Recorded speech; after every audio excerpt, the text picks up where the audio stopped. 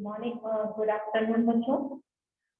आज हमारा Hindi subject class 7 में जो टॉपिक है वो है अलंकार। अब सबसे पहले तो हम ये जानेंगे कि अलंकार का अर्थ क्या होता है। जैसे हमें अपने शरीर को सजाने के लिए की आवश्यकता होती है, आभूषणों की आवश्यकता होती है, वैसे ही शब्द को संवारने के लिए कोई वाक्य दिया गया है, वाक्य में उत्तेजना भरने के लिए या वाक्य को सजाने के लिए जिन आभूषणों की या गहनों की आवश्यकता पड़ती है वो है अलंकार। तो अलंकार का अर्थ हुआ आभूषण। ओके, तो आभूषण मीन्स गहने, अलंकार। जो अलंकार है वो आभूषण है ग्रामर के लिए। तो आज हम सबसे पहले तो अलंकार के बारे में पढ़ेंगे और उसके साथ साथ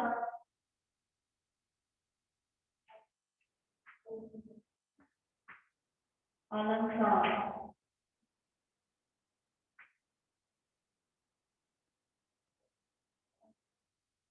ओके। तो अलंकार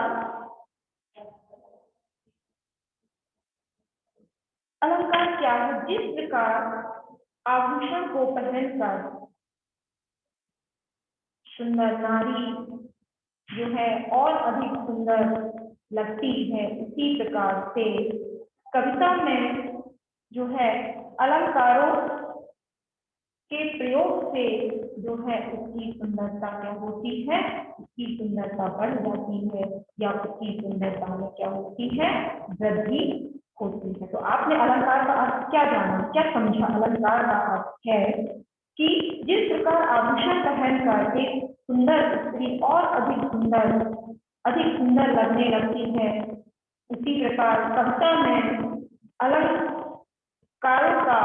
अलंकारों के प्रयोग से उसकी सुंदरता क्या हो जाती है और अधिक बढ़ जाती है। तो उसे हम क्या कहते हैं? अलंकार कहते हैं। Okay, Sanjay Patel. Yes ma'am. Good afternoon ma'am. तो आज हम हिंदी में जो व्याकरण चल रही है उसमें आज जो हम पढ़ रहे हैं वो क्या पढ़ रहे हैं? अलंकार। Hello yes ma'am. तो एक बार फिर से हम अलंकार के बारे में, संजय पटेल आप मुझे सुन पा रहे हैं ना? Yes ma'am. ओके, तो आज हम अलंकार के बारे में ज्यादा डिटेल ना पढ़ के थोड़ा सा एक सूक्ष्म उसका अध्ययन करेंगे। अलंकार, तो अलंकार से आप समझ ही गए होंगे कि अलंकार का अर्थ क्या होता है। आयुष त्रिपाठी।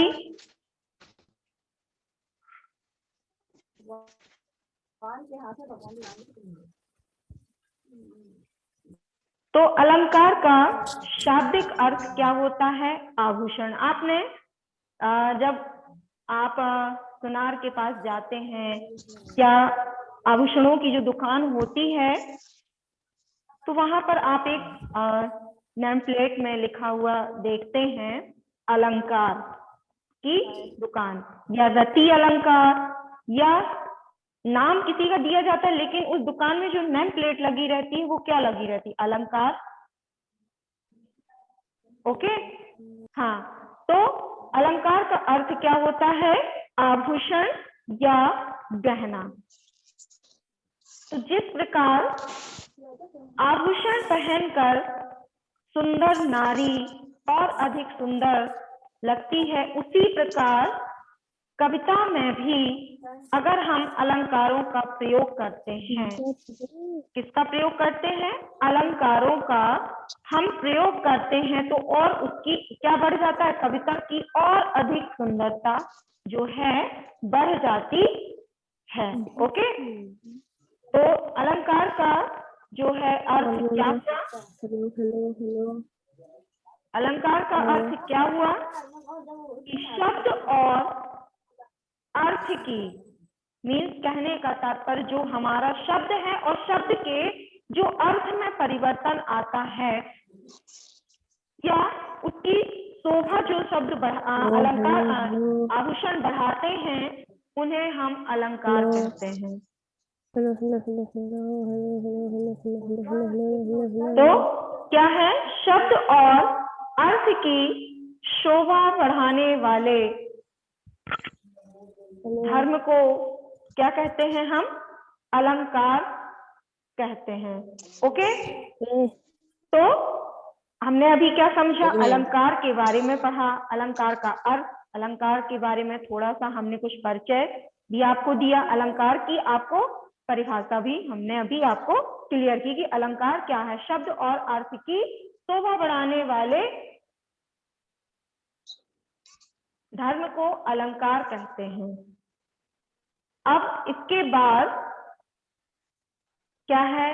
अलंकार के जो भेद हैं, क्या है?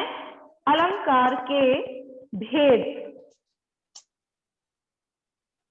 तो अलंकार के भेद कितने प्रकार के हैं? हम अलंकार के भेदों को कैसे जान पाएंगे कि ये अलंकार का भेद है? तो अलंकार के मुख्यतः जो है दो भेद हैं। कौन कौन से भेद हैं? अलंकार के दो भेद हैं।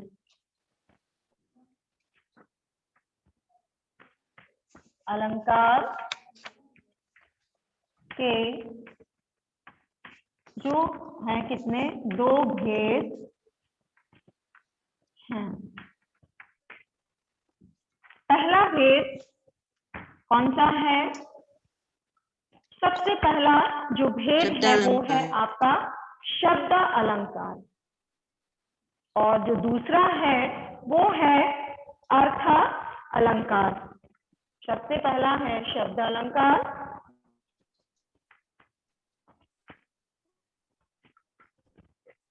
शब्द अलंकार, और दूसरा है अर्थ अलंकार, अर्थ अलंकार। ओके, तो आप अलंकार के भेद में आपने सबसे पहला जो अलंकार के भेद में आपको बताया गया वो है शब्द अलंकार। तो शब्द अलंकार का अर्थ आपको क्या समझ में आ रहा है? तो शब्द अलंकार का जो हमें भेद समझ में आ रहा है वो क्या है?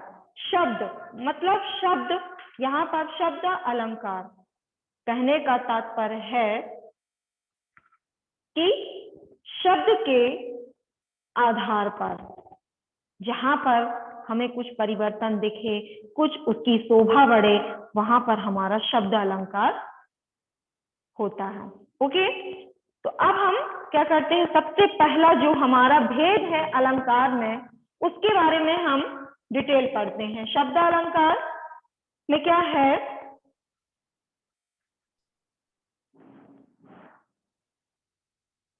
अनुप्रयास। अनुप्रयास का अर्थ क्या होता है? अनुप्रयास का सामान्य अर्थ है किसी वस्तु का क्रम में रखना। क्या है अनुप्रयास? अनुप्रास का सामान्य अर्थ है कि किसी वस्तु को क्रम में रखना जहां किसी व्यंजन वर्ण की आवृत्ति, जैसा कि मैंने आपको पहले ही बताया था, समझाया था कि व्यंजन और स्वर वर्ण इन सबसे मिलकर हमारी वर्णमाला क्या होती है? बनती है। तो यहाँ पर यही चीज समझाई जा रही है कि अनुप्रास का सामान्य अर्थ है कि किसी वस्तु का क्रम में रखना, जहां किसी व्यंजन वर्ण की आवृत्ति जो है एक से अधिक बार होती है, वहां पर अनुप्रास अलंकार होता है। कुछ उदाहरण हम देख सकते हैं, जैसा कि आपको पूछा भी जाता है एग्जाम में भी कि यहाँ पर कौन सा अलंकार लग रहा है, शब्द अलंकार, अर्थ अलंकार। ओके, तो ये सारी चीजें हमें कैसे पता चलेंगी, इसका डिटेल जब आप पढ़ेंगे तभी आपको समझ में आएगा। तो इसमें क्या होता है, अनुप्रास का सामान्य अर्थ है किसी वस्तु का क्रम में रखा जाना। दूसरा, हम इसको कैसे पहचानेंगे कि किसी व्यंजन वर्ण की जो आवृत्ति है वो कैसी होगी, एक से अधिक बार होती है, वहां पर अनुप्रास अलंकार होता है। उदाहरण के लिए, कितनी करुणा कितने संदेश, तो यहाँ पर जो का क्या है, का जो वर्ण दिया गया है वो कौन से उसमें आ रहा है, व्यंजन वर्ण में। तो व्यंजन में यहाँ पर क्या है, बार बार व्यंजन वर्ण की आवृत्ति हुई एक से अधिक बार, तो यहाँ पर हमें समझ में आ गया कि ये अनुप्रास अलंकार है। इसके बाद अब अर्थालंकार में, उसमें क्या है, उपमा का अर्थ है तौलना, किसी चीज से उसकी क्या करना, उपमा करना। तो उपमा का अर्थ है तौलना या देखना। जब किसी वस्तु या व्यक्ति के समीप दूसरी वस्तु या व्यक्ति को रखकर उसकी सामान्यता दर्शाई जाती है, तो वहां पर उपमा अलंकार होता है। जब कहने का तात्पर्य हमारा यह है कि एक वस्तु आपको दी गई है चौक, और दूसरी आपको जो दी गई है वो है आपकी बुक, तो यहाँ पर क्या है, इसकी तुलना की जा रही है, उपमा की जा रही है। यहाँ पर उसको तौला जा रहा है कि ये भारी है, बुक भारी है या चौक भारी है। तो जहां पर किसी की व्यक्ति या वस्तु की तुलना की जाए, वहां पर हमारा उपमा अलंकार होता है। कुछ उदाहरण हमने जैसे देखे, कमल जैसा कोमल हाथ, तो यहाँ पर क्या हुआ, कमल की तुलना किससे की जा रही है, व्यक्ति के हाथ से। क्या हाथ कमल हो सकता है, नहीं, क्योंकि कमल तो फूल है। नमो, यस मैम। कल मैं इसको टॉपिक को फिर से एक बार रिपीट करूंगी। Okay yes ma'am. ओके, तो अभी थोड़ा सा इसको समझ लीजिए, क्योंकि आज बहुत अधिक मात्रा में नेटवर्क प्रॉब्लम है, इसीलिए इसको थोड़ा सा जितना भी समय में चल पाए उतना आप थोड़ा सा पढ़ लीजिए। उसके बाद फिर मैं इस टॉपिक को कल रिपीट कर दूंगी। Okay yes ma'am. तो हम आपको अभी जो पढ़ा रहे हैं वो क्या पढ़ा रहे हैं, अलंकार के बारे में। ओके, तो अलंकार से आप समझ ही गए होंगे कि अलंकार क्या होता है। अलंकार का मतलब होता है आभूषण, लेकिन ये जो आभूषण है ये पहनने वाले आभूषण नहीं होते हैं, ये काव्य को सजाने मतलब कविता को सजाने वाले होते हैं। ओके हाँ, यस मैम। तो यहाँ पर अभी हम थोड़ा सा डिटेल नहीं ले रहे हैं, इसमें केवल अभी हम ओरल में थोड़ा सा उसको समझ लो। उसके बाद हम अलंकारों का जो डिटेल होता है उसको हम आपको फिर से अगले अपने कल क्लास में कंप्लीट कर देंगे। ओके,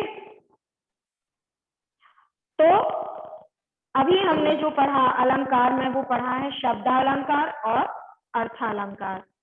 तो शब्दालंकार में क्या होता है, जहां पर किसी वस्तु को क्रम में रखना पड़ता है, क्रम में क्या किया जाता है, रखा जाता है।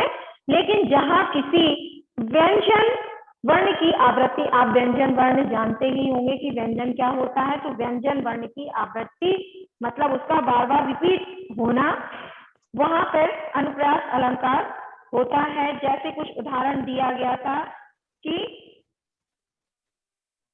तरणी तनुजा तट तमाल तरुवर्ण बहु छाय, मतलब यहाँ पर ता शब्द क्या है, एक व्यंजन है, ता जो वर्ण है वो व्यंजन वर्ण है या स्वर वर्ण है, तो ये व्यंजन वर्ण है। तो यहाँ पर यही बताया जा रहा है कि जहां पर अगर हम वस्तु को क्रम में रखते हैं तो वहां पर किसी व्यंजन वर्ण का बार बार रिपीट होना, बार बार आना, वहां पर हम समझ लेंगे कि ये शब्द के आधार पर यहाँ पर परिवर्तन हो रहा है, तो यहाँ पर अनुप्रास अलंकार का प्रयोग किया जाएगा। इसके बाद दूसरे में मैंने अर्थालंकार में आपको समझाया है कि जहां पर अर्थ के आधार पर परिवर्तन हो, मतलब हम शब्द में जो शब्द दिया जाए उसमें हम अर्थ के आधार पर परिवर्तन कर दें, वहां पर अर्थालंकार होता है। इसमें उपमा होता है। उपमा का अर्थ होता है किसी से उसकी तुलना करना। तो यहाँ पर तौलना भी देखा जा सकता है, तुलना भी करना। तो यहाँ पर किसी वस्तु या व्यक्ति की हम क्या करते हैं कि समीप या दूर की वस्तु को रखकर हम उसकी तुलना करते हैं, तो वहां जहां पर उसकी समानता दर्शाई जाती है वहां पर उपमा अलंकार होता है। कुछ उदाहरण इसके भी दिए गए हैं कि जैसा कि मैंने आपको बताया था एक एग्जाम्पल में, कमल जैसा कोमल हाथ, तो क्या कमल के जैसा हमारा हाथ हो सकता है, क्योंकि कमल जो है एक फूल है और हमारा हाथ है, लेकिन हमने कमल कहीं दूर खिलता है, हाथ हमारे पास है। तो यहाँ पर क्या समझाया जा रहा है कि किसी दूर की वस्तु या दूर की वस्तु और पास की वस्तु की क्या की जा रही है, यहाँ पर तुलना की जा रही है। इसके बाद जैसे दूसरा एग्जाम्पल ले लेते हैं, मखमल के झूले पड़े हाथी सा टीला, गंगा सी पावन थी नारी। क्या गंगा हम किसको जानते हैं, गंगा नदी के पवित्र जल को हम गंगा जानते हैं। तो क्या यहाँ पर पानी नारी हो जाएगी, नहीं, तो यहाँ पर क्या उसकी तुलना की जा रही है, उपमा किया जा रहा है। तो जहां पर किसी दूर की वस्तु और पास की वस्तु की तुलना की जाती है तो वहां पर उपमा अलंकार होता है। ओके, इसके अंतर्गत जो आता है रूपक अलंकार में भी हम पढ़ेंगे। रूपक अलंकार में क्या होता है, रूपक, अब आप इसके शब्द से ही समझ गए होंगे कि रूपक का अर्थ क्या होता है। रूपक अलंकार में एक वस्तु के साथ दूसरी वस्तु को इस प्रकार रखा जाता है कि दोनों का अंतर दिखाई दे। मान लीजिए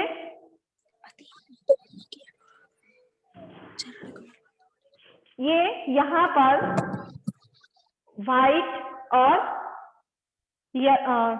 पिंक चॉक नजर आ रही है ना आप लोगों को। तो यहाँ पर Yes, ma'am. जो है क्या है, एक वस्तु के साथ दूसरी वस्तु को हम इस प्रकार रखते हैं कि इन दोनों का अंतर हमें दिखाई देता है। इसके आपको इसमें क्या अंतर नजर आ रहा है, क्या दिखाई दे रहा है कि जो चॉक तो है लेकिन इसमें क्या है, एक व्हाइट कलर की है और दूसरी पिंक कलर की। तो आपने इसमें अंतर कैसे जाना, कलर के आधार पर, रंगों के आधार पर आपने जाना कि इसमें अंतर क्या समझ में आ रहा है। ओके, तो क्या है कि रूपक अलंकार में एक वस्तु के साथ जब हम दूसरी वस्तु को इस प्रकार रखते हैं कि दोनों का अंतर हमें साफ दिखाई देता है। जैसे हम चौक को ले लेते हैं और क्या करते हैं, चौक और इस बुक को ले लेते हैं। ओके, तो चौक और बुक में हमें क्या अंतर आ रहा है कि ये चौक इससे लिखा जाता है और इससे पढ़ा जाता है, ये अंतर हमें समझ में आ रहा है।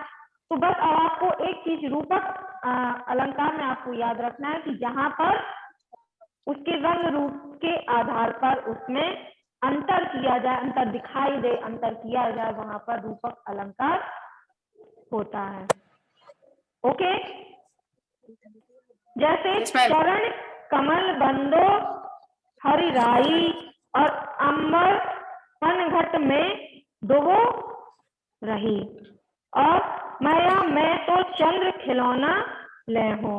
तो यहाँ पर क्या किया जा रहा है कि कृष्ण भगवान क्या कहते हैं कि माँ मैं तो चंद्र खिलौना, मतलब जो चांद नजर आ रहा है मैं चांद जैसा खिलौना लूंगा या चंद्र को खिलौना बनाकर खेलूंगा। तो यहाँ पर उसकी क्या की जा रही है, यहाँ पर उसमें अंतर बताया जा रहा है। क्या आप चंद्रमा को लाकर खेल सकते हैं? नहीं ना। तो ऐसे ही जहां पर उसके रंग रूप वस्तु के आधार पर उसमें अंतर किया जाता है, तो वहां पर जो है क्या होता है, रूपक अलंकार होता है। Okay, yes ma'am.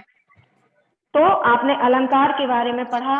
अलंकार का अर्थ क्या होता है कि जिस प्रकार आभूषण पहनकर लोगों की जो है सुंदरता और अधिक निखर कर हमारे सामने आती है, उसी प्रकार कविता में सुंदरता बढ़ाने के लिए हम किसका यूज करते हैं? आभूषणों का। तो वो आभूषण कौन होते हैं? अलंकार होते हैं। तो अलंकारों के प्रयोग से हम कविता की सुंदरता को बढ़ा सकते हैं या उसमें वृद्धि कर सकते हैं, वो अलंकार कहलाते हैं। तो और अलंकार की जो परिभाषा है वो क्या है? शब्द और अर्थ की।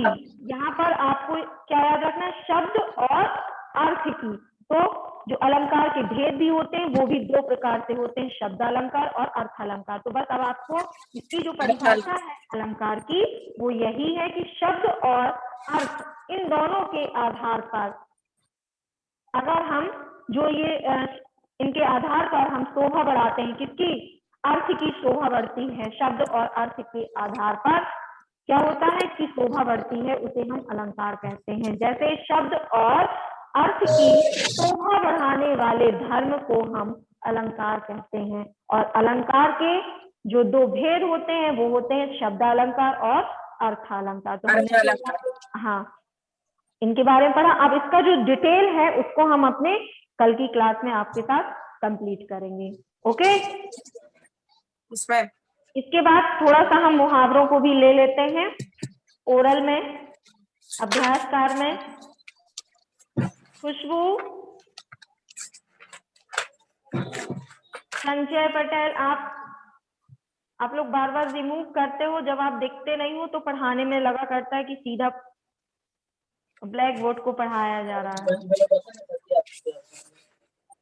ओके, सबसे पहला हम मुहावरा ले लेते हैं। और एक चीज का आप विशेष तौर से ध्यान दीजिए, जो आप लोगों की अभी एग्जाम में गलतियां हुई हैं। आपको दिया गया था कि मुहावरे का अर्थ लिखना है और वाक्य प्रयोग भी करना है। तो बहुत से लोगों ने अर्थ तो लिखा है लेकिन उसका वाक्य प्रयोग नहीं किया है। तो आपको जब कोई मुहावरा दिया जाए तो उसका अर्थ भी लिखना है, इसके साथ साथ आपको उसका वाक्य में प्रयोग भी करना है। Okay, yes ma'am. नहीं तो आपके मार्क्स इसमें कट सकते हैं। तो जैसे हम वाक्य प्रयोग मुहावरों का अर्थ ले लेते हैं और वाक्य प्रयोग भी ले लेते हैं। जैसे आंख चुराना,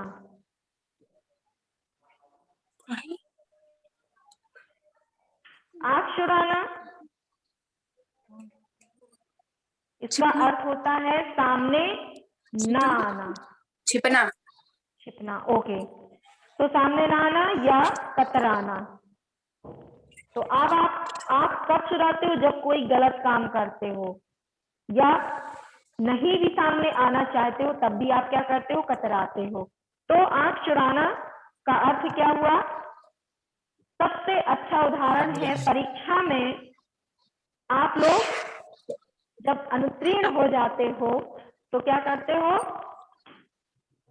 आप घर में अपने माता पिता से क्या करते हो? आंख चुराते हो या कतराते हो। राइट है कि रॉन्ग? या तिमाही परीक्षा में आपके अच्छे मार्क्स ना आए तब भी आप क्या करते हो? अपने माता पिता से आंख चुराते हो या आंख बचाते हो या कतराते हो। ओके, दूसरा मुहावरा है आंख में धूल झोंकना, धोखा देना। धोखा देना। इसका वाक्य प्रयोग संजय पटेल। नमो।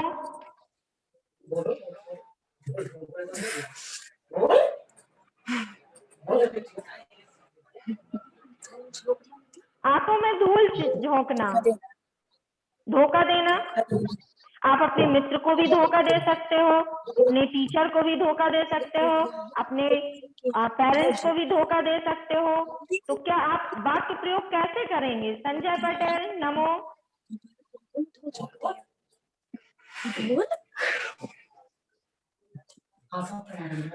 बोलने की कोशिश करो, जो तुम लोगों का अंदर से झिझक होती है उसको खत्म करो। ओके, ये चांस कभी नहीं मिलेगा। ग्राहक ने व्यापारी की आंखों में धूल झोंक दिया। ओके, और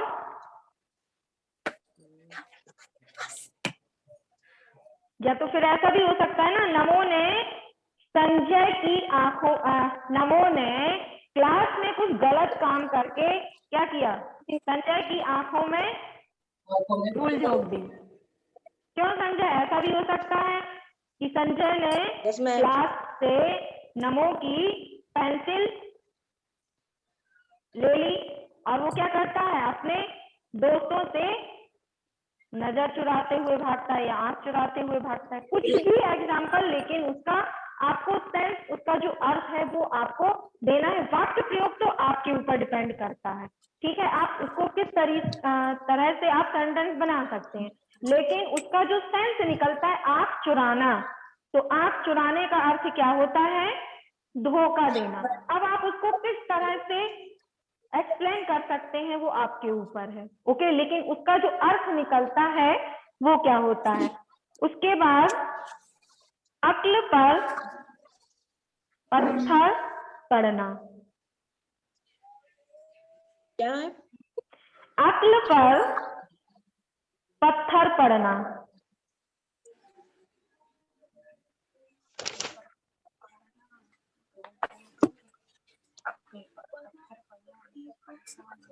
कुछ समझ में ना आना या बुद्धि मूर्ख। मूर्ख। ओके, कुछ समझ में ना आना मतलब जब हम मूर्ख ही होंगे तभी तो हमें कुछ समझ में ना आएगा ना।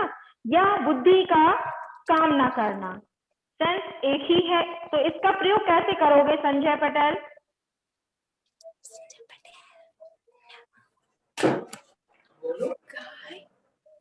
स्वर माधुरी से।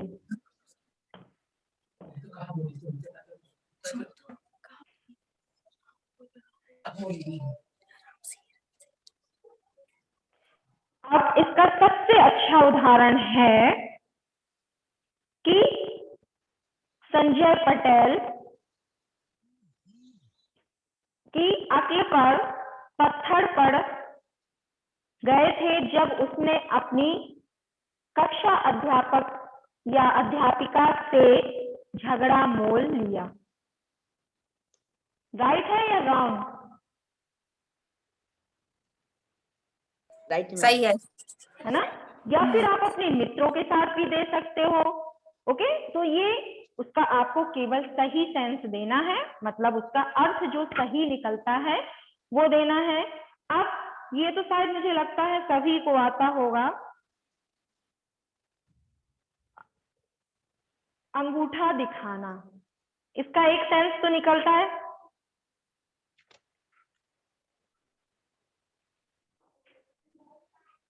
देने से इनकार करना। क्या बोले हो?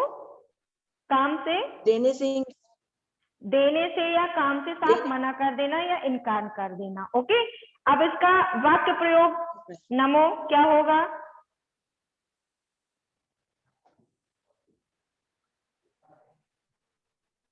या आप नमो ये भी बोल सकते हो कि मैंने अपने मित्र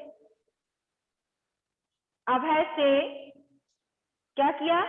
कुछ पैसों की सहायता मांगी, लेकिन उसने मुझे क्या कर दिया? अंगूठा दिखा दिया। मीन्स देने से मना कर दिया या साफ कर दिया। या आप संजय पटेल ऐसा भी बोल सकते हो कि मैंने हिंदी की कॉपी या इंग्लिश की कॉपी मैंने अपने मित्र से मांगी, लेकिन उसने मुझे साफ इनकार कर दिया। तो इनकार करना मीन्स होता अंगूठा दिखाना। Okay, okay ma'am. इसके बाद जो है टाइम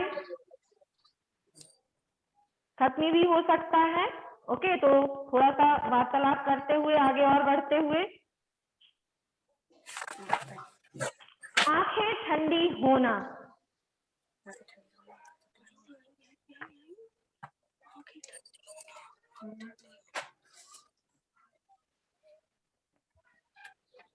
इच्छा पूरी होना, या प्रसन्नता मिलना, या अधिक शांति जिसको कहते हैं, अधिक शांति या प्रसन्नता मिलना।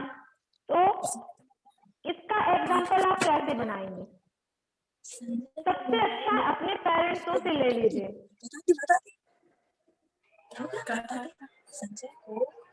आँख ठंडी होना, संजय को मोबाइल मिल गया इसलिए उसकी आंखें ठंडी हो गई। ओके।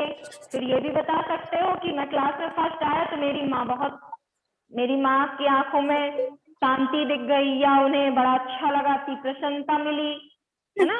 ये भी तो एग्जाम्पल ले सकते हो ना। तो इसीलिए आज से और अभी से, ठीक है ना, क्योंकि आप लोग अप्रैल का महीना स्टार्ट होने वाला है और अप्रैल के माह से आप लोग 8th में प्रमोट हो जाओगे एग्जाम देने के बाद। तो आप लोगों को आज से और अभी से इस चीज का ध्यान देना है कि जो हमने अपने 2020 को हमने ऐसे ही गवा दिया, लेकिन हम जो 21 उसको भी आया है उसमें हम बेस्ट से बेस्ट अपना परफॉर्मेंस देंगे और क्या करेंगे, कम से कम 6 से 7 घंटे पढ़ाई भी करेंगे। Okay? Yes ma'am, yes ma'am, हाँ, डन रहा ना? डन। देखती हूँ मैं। चलो, इसके बाद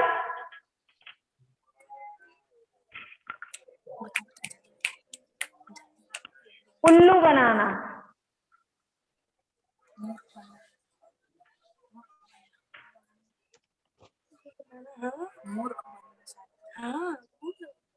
मूर्ख बनना, यस, मूर्ख बनना या मूर्ख बनाना। इसका कोई सेंटेंस वाक्य में प्रयोग करोगे? कौन करेगा? खुशबू। राम ने इसे आपको उल्लू बनाया। ओके, खुशबू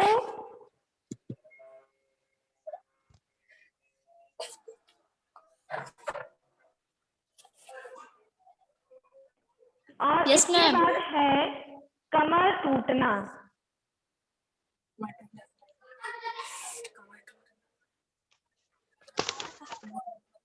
इसका अर्थ सेंस बिल्कुल साफ है।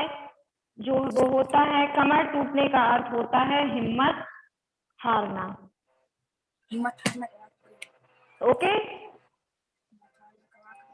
यस मैम,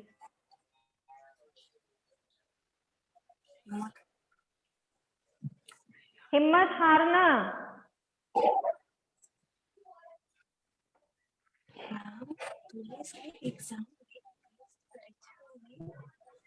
चलो अच्छा, कल के लिए आप लोग प्रिपेयर होके आइएगा। Okay?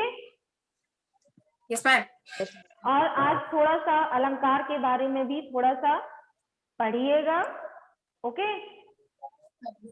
Yes ma'am, yes ma'am. Okay, thank you. और शायद आप लोगों के एग्जाम आने ही वाले हैं।